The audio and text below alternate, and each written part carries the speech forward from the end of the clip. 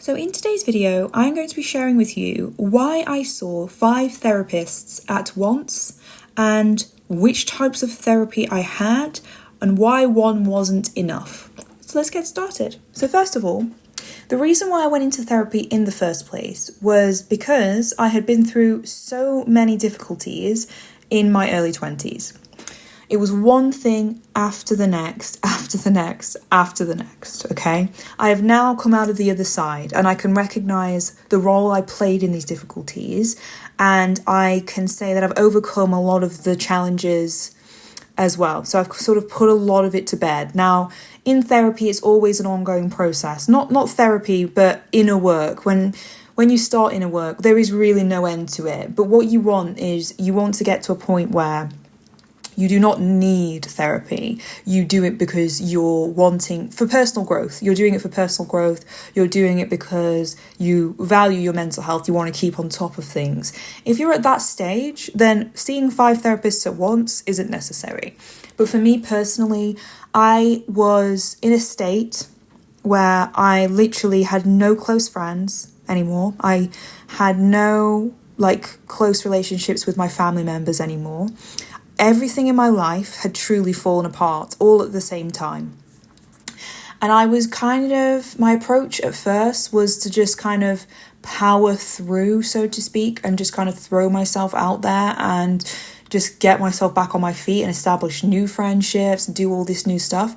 But I was feeling so blocked to do it. I was feeling like it was an impossible task for me to just pick up my life and push through. It just felt like an impossibility. So I thought, maybe I just need more time. So I spent a year just working in a job that was way beneath my potential, but it was paying quite well. And it was a remote role, so I could do it from home. And I was sustaining myself well, but I was just surviving. I was so bored. It wasn't a good time. After a year had passed, I felt no different. I still felt like I cannot just go out there and meet new people and just get on with things. It still didn't feel right. And after 1 year, I was just thinking, I need help because I feel so unfulfilled and I feel like I'm capable of so much more. So that's why I went into therapy in the first place. Started seeing a counsellor. So this kind of counselling was just compassionate based. So they didn't give you advice, you talked and they listened. That therapy did nothing for me personally. I'm not saying that it's not useful. I think it absolutely is, depending on certain circumstances. But for me, in my circumstances, it didn't work. I also was doing a little bit of CBT. Again, didn't work for me personally with the issue I had. I absolutely love CBT and would highly recommend it. But again, it all depends on your specific circumstances and where you are at. It did nothing for me at that time. So after those 2 therapy experiences, I thought, you know what, therapy is not for me. Took a break from it again and actually felt like I was more able to meet people. I was able to kind of push through and try it. But listen, I just met all of the wrong people again. I fell straight back into the same old patterns and I ended up creating another traumatic event for myself. So it was after that I decided to no longer push through and even have that as an option. I knew that I needed to do some deep inner work because every situation that I was finding myself in was horrible. It was one thing after the other, as I said. So I was aware that it's me, that there's something going on in my unconscious that's creating these situations because I am the common denominator here. No one else, I don't know anyone else that has had this much bad luck. So it's like I clearly was doing the wrong things. So this is why I went into therapy. So I started doing a lot of research on what kind of therapy would work for me. And one of the therapies that I came across was psychodynamic therapy. So psychodynamic therapy aims to sort of make links between your present struggles and your early experiences. So it will dive deep into your relationship with your mum, your relationship with your dad, siblings, anyone that was influential in your early years. And they will explore in depth those dynamics, right?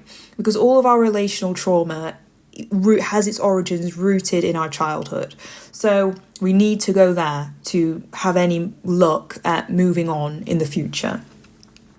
So psychodynamic therapy was one of the therapies I had, And I have to say, I loved it. I would always recommend people to do it. It's one of the most insightful types of therapy that I could ever imagine. And in general, there's another component to this, finding what therapy works for you, but also the right therapist for you. And I'm actually going to link a video down below about finding the right therapist for you, factors to consider, because this is so important as well. Like, finding the right therapy is one part, and the other is finding the right therapist. I was very fortunate. I had a fantastic therapist. After a few sessions, I was really starting to see quite quickly what the issues were. I would never in a million of years attributed my unsuccessful adult relationships to my early childhood relationships. I was genuinely convinced that my issues were all my fault and that I was just terrible at choosing people. I had no boundaries. And yes, I didn't have boundaries. And yes, I was terrible at choosing people. But why, you see? And that's what psychodynamic therapy helps you see. Why don't you have value? Why don't you value yourself? Why do you tolerate terrible behavior from people? Etc., etc., etc. So it's a very good type of therapy, okay? It is like someone holding a mirror to you, but like you can see your inner world in this mirror. That's essentially how I would describe psychodynamic therapy. So that was the first, and I would say that was like my main type. That was like my wife of therapies, and the rest were kind of like side chicks, so to speak. So the next kind of therapy that I explored, because the thing is, I didn't get, whilst it was exceptional at making the links, I was still stuck. I still couldn't move forward. The patterns were still there. Yeah. Understanding the patterns is one thing, but healing from them requires more than intellectualizing them. Yeah. Becoming aware of them, having the logic, thinking, okay, yes, this makes sense, that I am like this because of this experience. Okay, we can pinpoint things, but it's not going to help on its own. Okay, if you're someone that's really struggled, had a lot of challenges, look, forget about. If you're going to rely on one therapy, you're not going to get anywhere anytime soon. And if you're someone like me, who's very much like, I need to move forward now, right? Then you really do need to have more than one therapy, in my opinion. And I know that's very controversial. I'm sure there's going to be a lot of therapists listening to this thinking that this is not great, because some of them really don't want you to speak to others. I never really told my psychodynamic therapist that I was seeing other therapists, but I didn't get the sense that she personally would have minded. I have had other therapists that have said, I do not, like, this is the only kind of therapy that you should do. And to be honest with you, I see that as a bit of a red flag, because it's like, why do you care what I do with my own time and money outside of these sessions? Like, what? Like, for me, I'm like, what has that got to do with you? And I don't like that. But, you know, unless they can give a very valid reason, but I just really can't understand what the valid reason would be. Maybe, because I had one say to me, because it's not helpful. It's like, I can determine what's helpful for me, you know? But anyway, so the next kind of therapy that I did was internal family systems therapy. I absolutely loved it. Amazing kind of therapy. So this type of therapy is where you sit there. Again, you share your issues, your challenges, your goals, and why you're in therapy and all of that. And then you pinpoint, this is the reason why it goes so well with psychodynamic therapy, because I think if you just started out in IFS, you might be a bit confused, because it's like you have to close your eyes. You have to kind of make sense of all the terminology a little bit. And it can feel a bit strange if you haven't done a lot of research already, because you have to basically close your eyes and sometimes you can start with just feeling into your body, and whatever's kind of there, you close your eyes and really sit with that feeling and see what kind of thoughts come up. So you might get a thought like, I'm sick of this. And then, but you're not thinking about the therapist. It's just a thought that comes up. And then the therapist will help you cater the needs of that part of you that said, I'm sick of this, and ask it questions. So sort of saying like, why? What are you sick of? Building a relationships with these different parts of you. So it's like our psyches are essentially fragmented. And so every bad experience that we've had, every traumatic experience that we've had, and trauma isn't it is these catastrophic events, but it's not just these catastrophic events. It's basically any negative experience that caused a negative emotional reaction that was essentially left unresolved.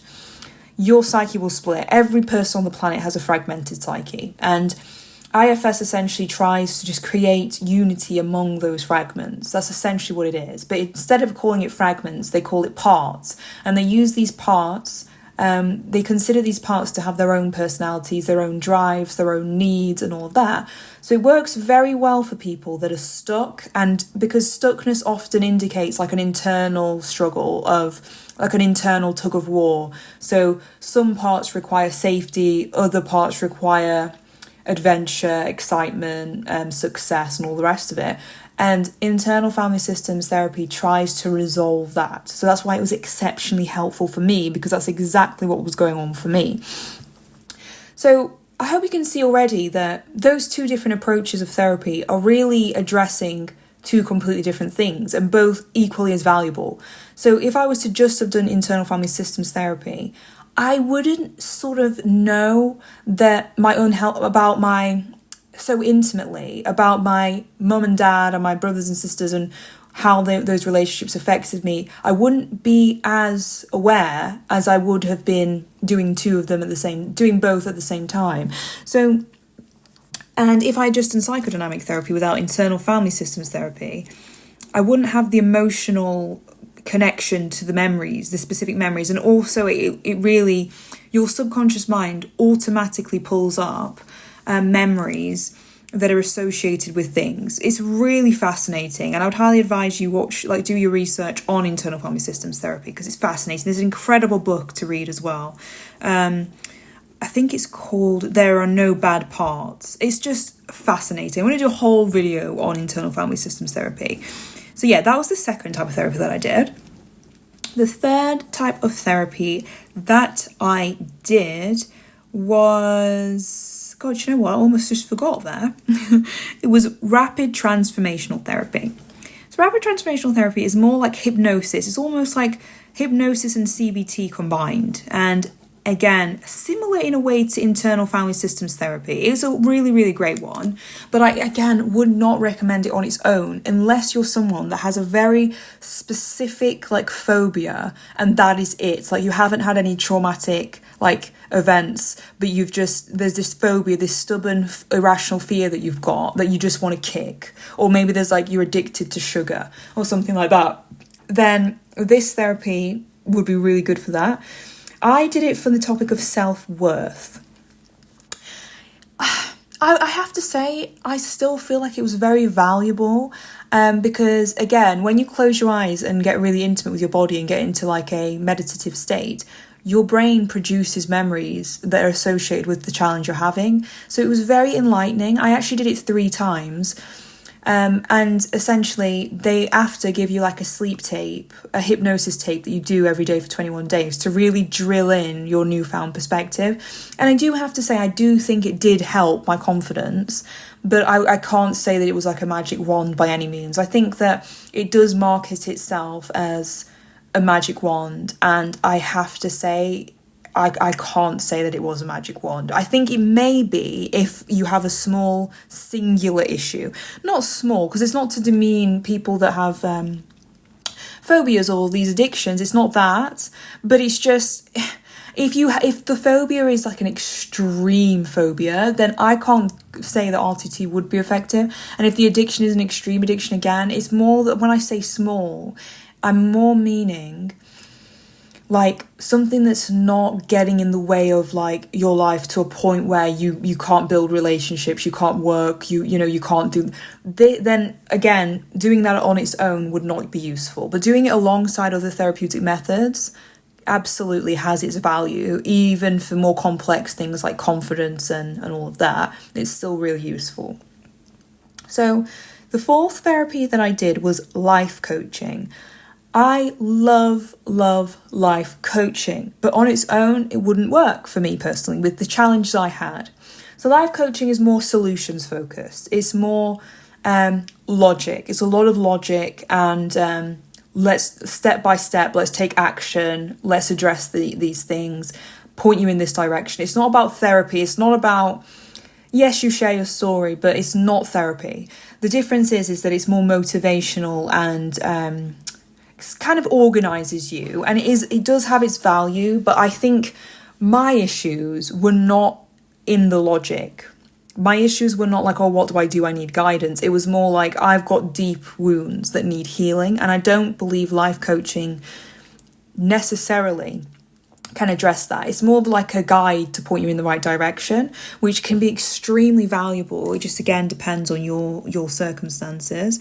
But I put it in here as therapy because it was very much like a weekly one-to-one thing. And also it's good to have support because I was someone that felt very isolated. I felt like I needed as much support as possible. So this was also why I kind of put it into the same category. And the final one that I did was somatic experiencing. So this is literally body work. You essentially get into your body with the help of a guide, of a professional, and you just feel your pain, and you're just very aware of what is going on in your body and whatever it wants to do. Whatever imagery comes to your mind's eye, you work through that. So that's often like one of your parts, one of your fragments trying to send you a message, and you just work with it. And this is a more intense kind of therapy. Like I would come out like in tears a lot, which is not a bad thing. You know, when you're healing, like crying and having these, you know, somatic releases is extremely powerful for you. And it also increases your energetic vibration because you're releasing old stagnant energy. It's very, very, very important part of therapy. And you cannot, if you did just this, no, I personally don't think that would be enough. I think that you do need other kinds of therapy as well. But I also think that you cannot heal without doing body work. I think you do need a combination of these therapies, and you don't have to do them all at once, because you might be someone that you're not in a rush. I'm in a rush because I'm just an impatient person, and so I really wanted also optimal results. So I had also been through quite a lot. I think those are the three factors for me, like the things I've been through. My impatience, like I'm a person that really values progression and a person that really likes to get a move on in general. So it really was important for me to have all of these different types of therapy. There is a way of looking at it where, you know, I could have, for example, done psychodynamic therapy for X amount of time, then transitioned into IFS. But the thing is, it's like I don't want to be in therapy for my whole life. You know, I do want to kind of just be able to also get on with life. So that was the reason why I had all these different types of therapy. And I am over a year into my journey, and I have to say, like, I have changed astronomically. I am someone now that does have close friends. I am working on my business now. I am able to do things. I still believe there's a lot more work to do. I think that, well, what I'm probably going to do, and I'll share my journey with you guys, is I'm actually starting group therapy next week, and I'm also starting EMDR. So I'm going to be sharing with you my updates there, because the reason why, and I've actually stopped all those forms of therapy for now, because I think my work with psychodynamic therapy is kind of done for now. It's something I will probably go back to, but group analytical therapy is very similar to psychodynamic therapy in a lot of ways, but it's even better because you get the experience of working through relationship difficulties in the here and now with other people, and it's a lot more challenging in that regard because you're kind of being very vulnerable in a group, which can be very healing, especially if you had a difficult childhood like I did. It can kind of really undo those patterns that you have in relationships, and I had many unhealthy patterns in my relationships as an adult. So that's why I chose to do group therapy. And the second thing with EMDR is that I was just reading this woman. She's an amazing woman. She's called Amina Irfan. And her book, there's a book that she wrote called Lady Balls. And it was I have never been so glued to a book in my life. An amazing woman. And she was basically saying how life-changing keep saying it wrong. So EMDR. She just said how life-changing it was, and that how she went through a phase of kind of playing small and feeling stuck, and this is what really catapulted her forward. So after reading her say that, I was straight on on Psychology Today trying to find the right therapist, and I have found someone who I feel quite confident about. So I will share with you how that goes. And yeah, I would be very curious to hear what your thoughts are, and how, your experience with therapy has been. And let's create a community of support in the comment sections where we can share our thoughts and experiences and grow together. So I hope you enjoyed this video. Very vulnerable. That's why I've chosen not to show my face, because I'm kind of bearing all to the world. So yes, do subscribe, and I look forward to seeing you in the next video.